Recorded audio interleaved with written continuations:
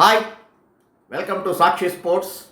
Delhi Capitals, Rajasthan Royals జట్ల మధ్యన a couple of days ago 28న జరిగినటువంటి మ్యాచ్లో Delhi Capitals head coach Ricky Ponting fourth ఎంపైర్తో గొడవ పట్టం గమనించాం మనం. ఎందుకు జరిగింది అంటే మిస్అప్రహెన్షన్. రికీ పాంటింగ్ అటు రాజస్థాన్ రాయల్స్ 5 ఫారెన్ ప్లేయర్స్ తోటి ఆడుతోంది అనేటువంటి భావనకి రావటమే దానికి కారణం. కానీ జరిగింది ఏంటి అంటే మొట్టమొదట ప్లేయింగ్ 11లో 3 ఫారెన్ ప్లేయర్స్ ఆడారు. ఆర్ఆర్కి Jos Buttler, Trent Boult and Hetmyer. ఆ తర్వాత ఆర్ఆర్ ఫీల్డింగ్ వచ్చినటువంటి సందర్భంలో హెట్మెయిర్ స్థానంలో బర్గర్ని ఇంపాక్ట్ ప్లేయర్గా తీసుకున్నారు. సో అప్పుడు కూడా 3 ఫారెన్ ప్లేయర్లు అయినట్టయింది. ఆ తర్వాత రోవన్ పావెల్ సబ్స్టిట్యూట్గా ఫీల్డ్లోకి వచ్చాడు. దాన్ని చూసి రికీ పాంటింగ్ 5 అనుకున్నాడు. కానీ మొట్టమొదటి నామినేట్ చేసింది 3, ఆ తర్వాత ఒక ఇంపాక్ట్ ప్లేయర్, ఆ తర్వాత రోవన్ పావెల్ ఒక సబ్స్టిట్యూట్గా వచ్చాడు. సో అందుకని ఏ సందర్భంలో చూసినా కూడా there should not be more than 4 foreign players. కాబట్టి దాన్ని ఫోర్త్ ఎంపైర్ ఎక్స్ప్లెయిన్ చేయడంతో మొత్తానికి రికీ పాంటింగ్ కన్విన్స్ అయినట్టుగా కనబడింది.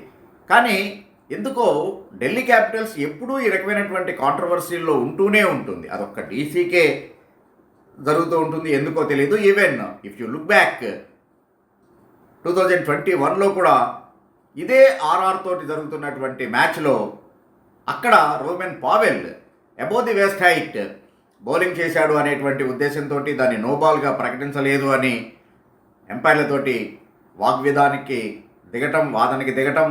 ఈవెన్ ఆ మ్యాచ్ ద్వారా అటు ప్రవీణ్ ఆమ్రే ఒక మ్యాచ్ నిషేధానికి గురవటం, పృథ్వీ షా మ్యాచ్ ఫీజులో, ఈవెన్ రిషబ్ పంత్ మ్యాచ్ ఫీజులో కోత పట్టం, ఇదంతా మనకి గుర్తుండే ఉంటుంది. సో కాబట్టి ఢిల్లీ క్యాపిటల్స్ రూల్స్ని అర్థం చేసుకోవడంలో మరింత చొరవ చూపాల్సినటువంటి అవసరం ఉంది. అయితే అసలు ఈ ఇంపాక్ట్ ప్లేయర్ ఏంటి అనేటువంటిది చూస్తే కనుక లాస్ట్ ఇయర్ 2023లో ఐపీఎల్ దీన్ని ప్రవేశపెట్టింది. దానివల్ల ప్రతి టీంకి కూడా either batter or a bowler ఒక ఎక్స్ట్రా కుషన్ లభిస్తుంది. అవసరమైతే కనుక స్పెషలిస్ట్ బౌలర్ని దింపుకోవచ్చు, లేకపోతే కనుక స్పెషలిస్ట్ బ్యాట్స్మెన్ని దింపేటువంటి అవకాశం ఉంటుంది. అలాగనే ఈ సబ్స్టిట్యూట్ రూల్ కూడా చాలా క్లియర్గా ఉంటుంది. సబ్స్టిట్యూట్ అయితే కనుక he cannot bat or bowl, only fielding మాత్రమే చేయగలడు. బట్ ఇంపాక్ట్ ప్లేయర్ అయితే మాత్రం he can bat or he can bowl. అది అక్కడ ప్రత్యేకత. కంకషన్ ప్లేయర్ ఇంకొక డిఫరెంట్. ఒకవేళ ప్లేయర్ కనుక ఇంజ్యూర్ అయ్యి ఇంకా తిరిగి ఆడలేకపోయేటువంటి సందర్భంలో అయితే కనుక న్యాచురల్గానే లైక్ టు లైక్ ఇదిలో కంకషన్ ప్లేయర్ని నమోదు చేసేటువంటి ఇది ఉంటుంది.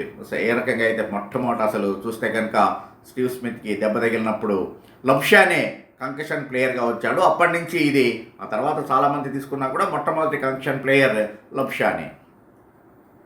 ఆ రకంగా రికార్డుల్లోకి ఎక్కినటువంటి వ్యక్తి లబ్షానే. సో కాబట్టి ఒక సబ్స్టిట్యూట్కి, ఇంపాక్ట్ ప్లేయర్కి, కంకషన్ ప్లేయర్కి rules are very very clear. దాన్ని అర్థం చేసుకోవాల్సినటువంటి అవసరం ఉంది ఎవరికైనా కూడా. అయితే ఈ ఇంపాక్ట్ ప్లేయర్ ఎప్పుడు రావచ్చు అనేటువంటి దాని మీద కూడా laws are very clear. 1.5.6 rule very క్లియర్గా ఎక్స్ప్లెయిన్ చేస్తూ ఉంది. అది సబ్స్టిట్యూట్ ప్లేయర్ ఇంపాక్ట్ ప్లేయర్ లేదా ఇన్నింగ్స్ ప్రారంభంలో రావచ్చు, లేకపోతే after end of the over, even when the wicket fallen during the over కూడా రావచ్చు అతను.